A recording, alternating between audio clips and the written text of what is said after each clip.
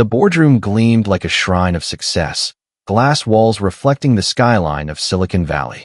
At its center stood a sleek silver engine, silent, stubborn, and worth $2 million. Around it sat executives in tailored suits, whispering numbers and failures. Then the door opened, and Jamal Washington stepped in, carrying a trash bag and a mop bucket. The chatter stopped. Victoria Sterling, CEO of Tech Vanguard, wrinkled her nose. Her diamond bracelet caught the light as she turned toward him. "God, you even smell like motor oil," she said loudly enough for everyone to hear. Laughter rippled through the room. Jamal froze, eyes lowered, used to being invisible in the tower he cleaned every night. Victoria walked closer, her heels clicking against marble. "Here's a deal, maintenance boy," she said, voice sharp with arrogance. "Fix this engine that MIT engineers couldn't repair, and I'll marry you right here." The room gasped. She smirked. "But when you fail, security will escort you out. Permanently." Every head turned toward Jamal. He didn't speak. He just looked at the broken engine, the heart of a billion-dollar dream that refused to live. The company had tried everything. 6 teams, endless tests, no answers. Now their future was slipping away, and the woman who ruled this empire thought humiliation was entertainment. Jamal's rough hands gripped the handle of his cart. For 3 years he'd walked these halls, unseen. They called him the janitor, though his file said technical consultant. He'd earned a mechanical engineering degree, but had buried his ambition to care for his sick mother. Every night, he mopped floors while others built futures. Now, as the CEO's challenge echoed through the room, something stirred inside him, a voice he hadn't heard in years. His grandfather's voice, from a small Detroit garage long ago. "Engines don't care who you are, boy. They only answer to those who understand their heartbeat." He looked at the machine again. Something about its silence spoke to him. It wasn't dead, it was misunderstood. The hum beneath the metal, the faint pattern of lights on its display, all whispered a secret no one else heard. "Ma'am," Jamal said finally, his tone calm but firm, "I'll take that bet." The room erupted. Executives whispered, investors scoffed, and Victoria laughed, a sound sharp as glass. "Perfect," she said. 2 hours, janitor. When you fail, I want that floor spotless on your way out." But Dr. Elena Rodriguez, the visiting engineer and industry legend, leaned forward, eyes narrowing. She'd seen that quiet confidence before, the kind that didn't bluff. She stood. "Let him try," she said. "If he fails, we lose nothing. But if he succeeds, we might learn something new about humility." The crowd followed as Jamal approached the machine. Cameras streamed live. Victoria folded her arms, enjoying the show. Jamal placed his hands on the cold metal surface, closed his eyes, and listened. He didn't see marble or money or mockery. He heard rhythm, and balance, and pain, like a heartbeat skipping a note. The engine wasn't broken. It was confused, trapped between 2 worlds of measurement, imperial and metric, speaking 2 different languages that no one had translated. He smiled slightly. The sound was clear now. "I know what's wrong," he whispered. And as the cameras zoomed in, the man they all called a janitor prepared to rewrite every assumption in that room. The boardroom was silent except for the steady hum of the machine. Jamal stood beside the engine, sleeves rolled up, eyes steady. Around him, hundreds watched, executives, engineers, and investors waiting for a spectacle. Victoria leaned back in her chair, lips curved in a smirk. "Well," she asked, "or have you realized it's beyond your pay grade?" Jamal didn't answer. He knelt beside the console, fingers brushing the control panel like a musician finding the first note. He pressed a few keys, and the engine rumbled softly to life. The vibration pulsed through the floor. Everyone held their breath. "Listen to that," he murmured. "It's fighting itself." "What does that even mean?" snapped Marcus, the lead MIT engineer. "It means," Jamal said calmly, "the AI is reading the wrong rhythm. The mechanical system's running in metric precision, but the software controlling it, imperial." He turned to the projection screen, where numbers danced like living code. "They're out of tune, like a song played on 2 instruments that don't share the same key." A few engineers exchanged confused looks. But Dr. Rodriguez's eyes lit up. "Go on," she said softly. Jamal pointed at the readings.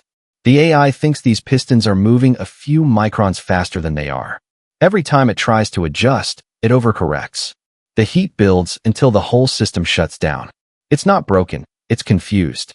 Gasps spread through the crowd. For the first time, the engine's mystery sounded simple. Logical.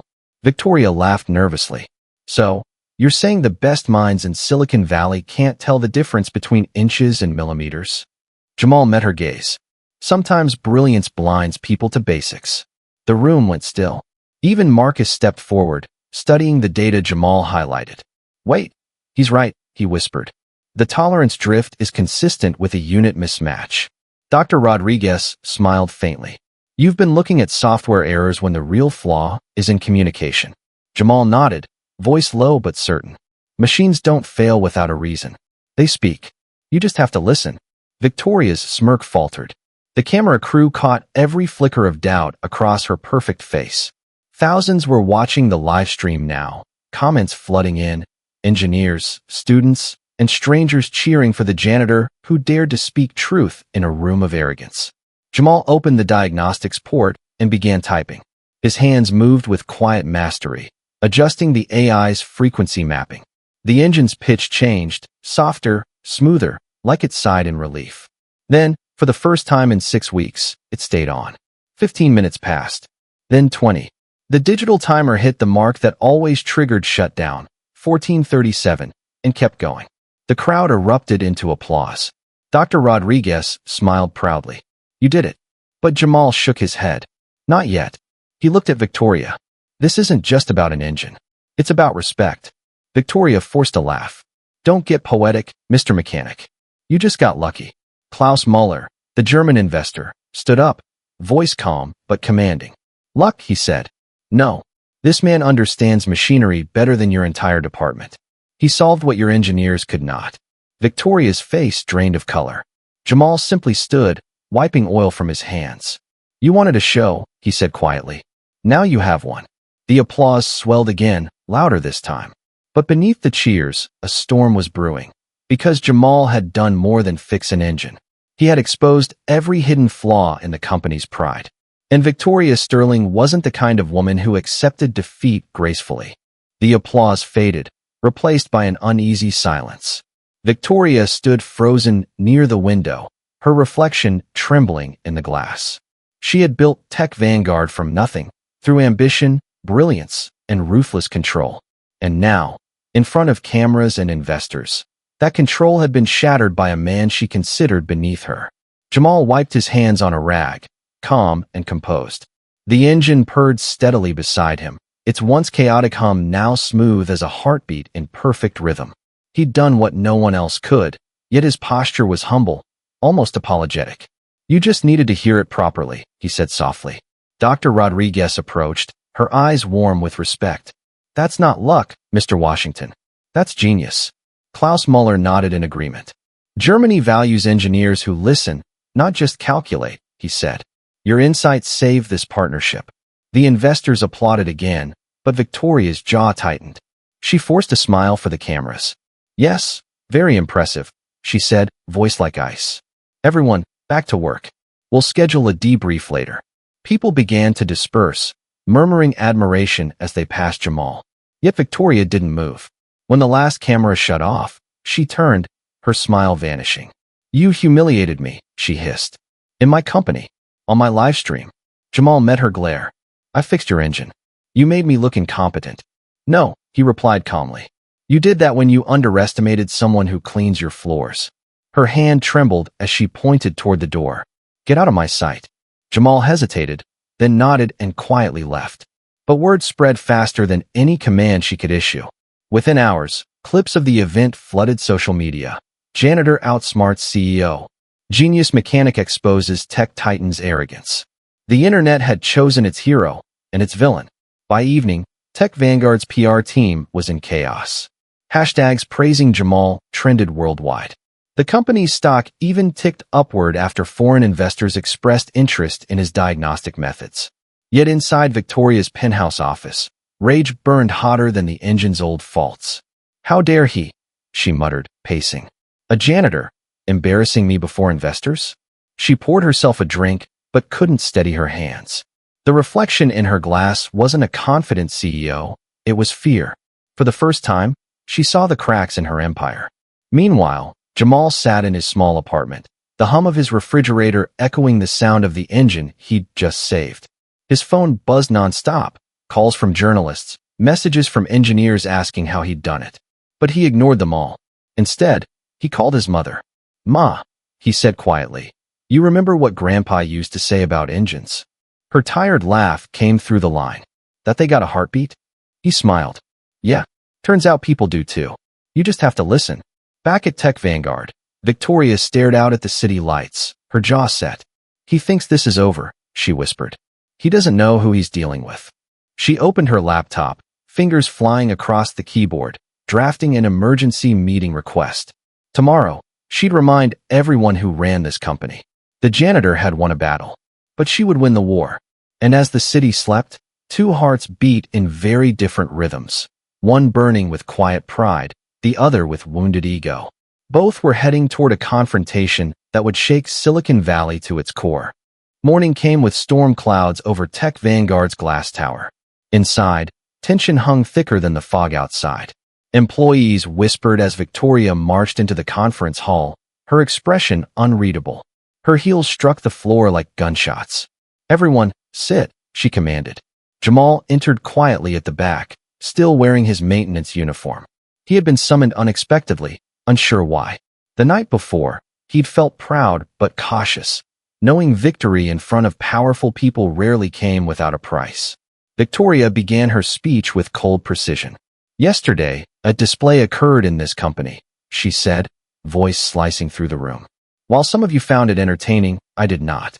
Tech Vanguard is a place of discipline, not drama, and we do not reward insubordination." Murmurs spread. Jamal frowned.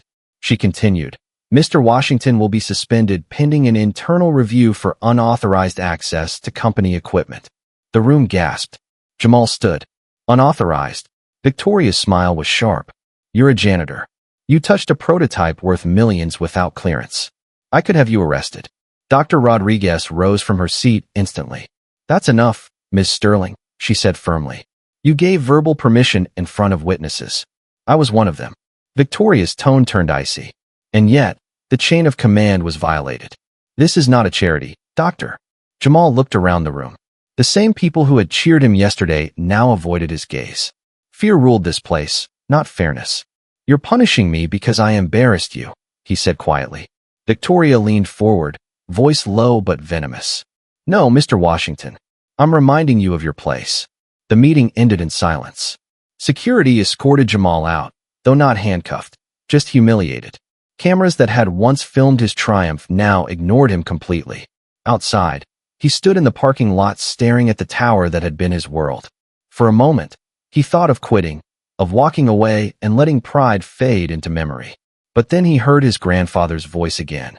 "You can fix anything, boy, but only if you don't give up halfway." So, Jamal didn't go home. Instead, he went to the small workshop behind his apartment, a dusty shed filled with engine parts and old tools from Detroit. He worked through the night, building a prototype of his own, a new AI calibration system designed to bridge mechanical and digital precision. Meanwhile, news of his suspension leaked online. The internet exploded with outrage. Hashtags demanding justice trended again. Hashtag stand with Jamal. Hashtag respect the mechanic.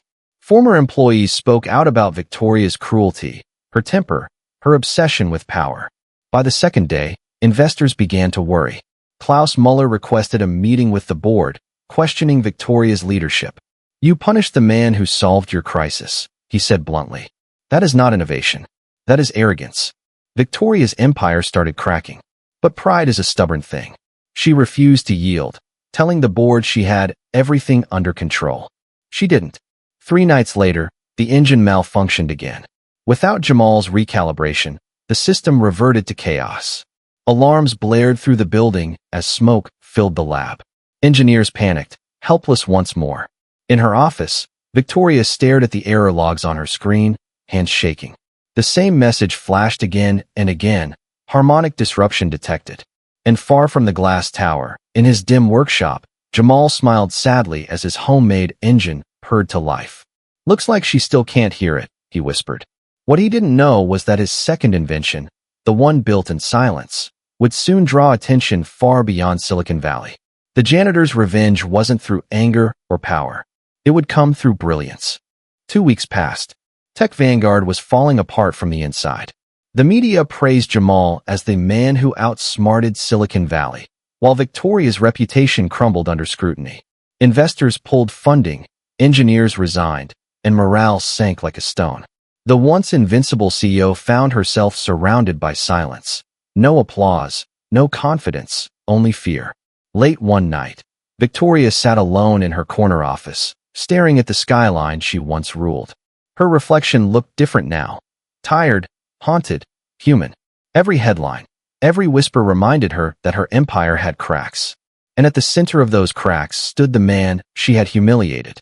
Meanwhile, across town, Jamal's small workshop buzzed with life. The new AI system he had built, one that could translate between mechanical rhythm and digital logic, was running flawlessly. He named it Harmony 1. It wasn't just a repair tool, it was a revolution. His grandfather's philosophy lived in its code.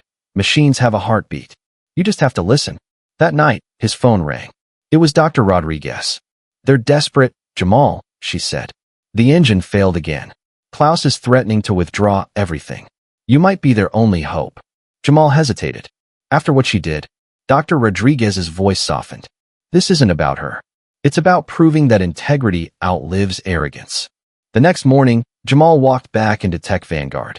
Security hesitated but let him through. The board had approved his entry.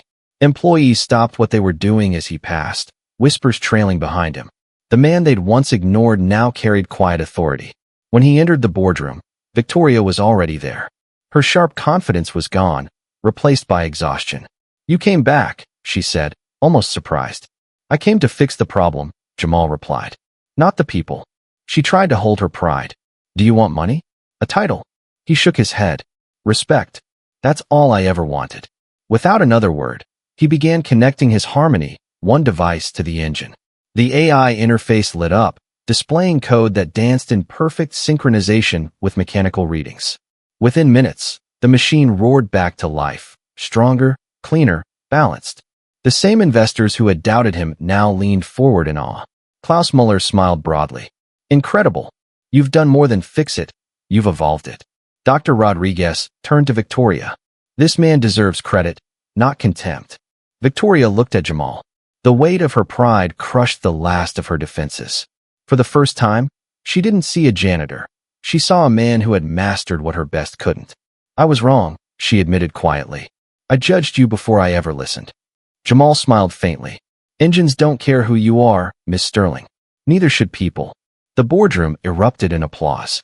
Even the security guards joined in. Cameras rolled once again, broadcasting this moment worldwide. The redemption, the humility, the balance restored.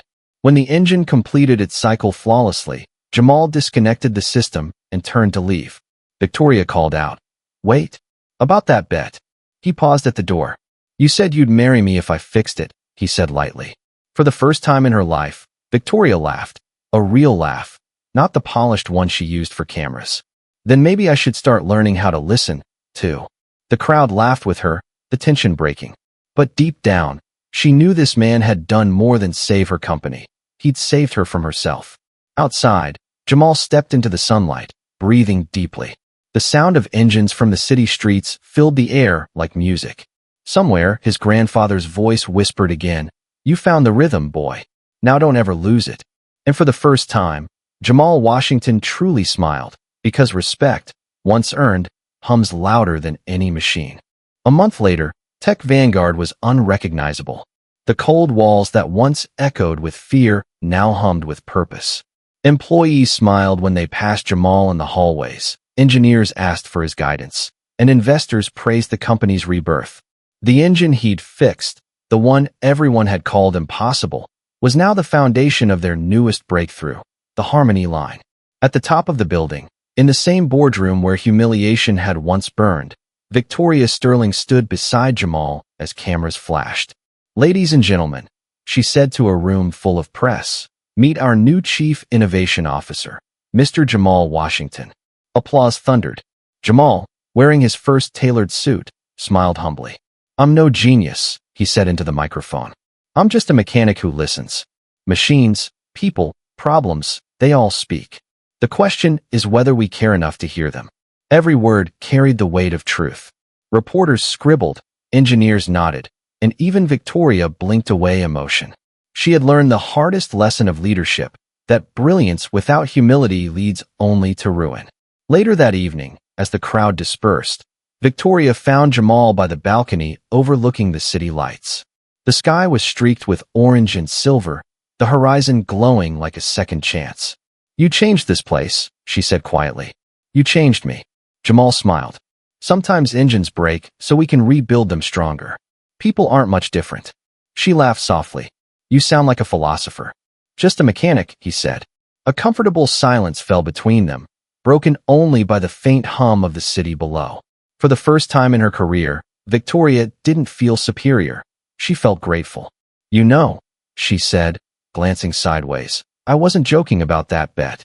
Jamal chuckled. "I didn't fix that engine for a proposal." "I know," she replied, eyes soft. "That's why you're the only one who deserved to win it."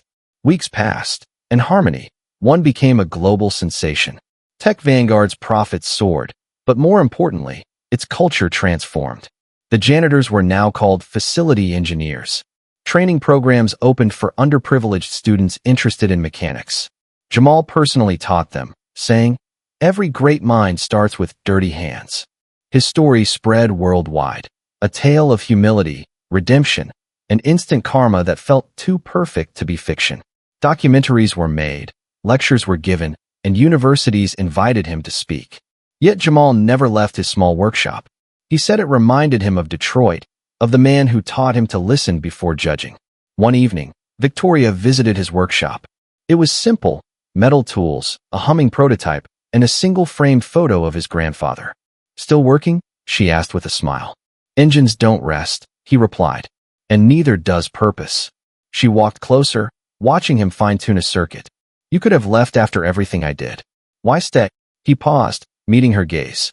"Because forgiveness is more powerful than revenge. You gave me a chance to prove what I could do, even if it started as a joke. I just finished the story differently." Her eyes softened. "You didn't just fix a machine, Jamal. You fixed me." He smiled, faint but genuine. "Then we're even." Outside, the city lights shimmered like 1,000 sparks of possibility. Inside that small workshop, two people who once stood on opposite sides of pride now stood side by side. Leaders who had learned that respect isn't given by title or wealth. It's earned through understanding.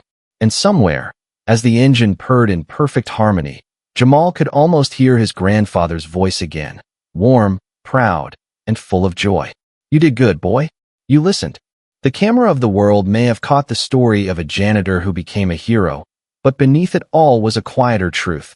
Real power doesn't come from what you own, but from how you treat those the world overlooks. Because sometimes, the mechanic fixes more than the engine. He fixes humanity's rhythm.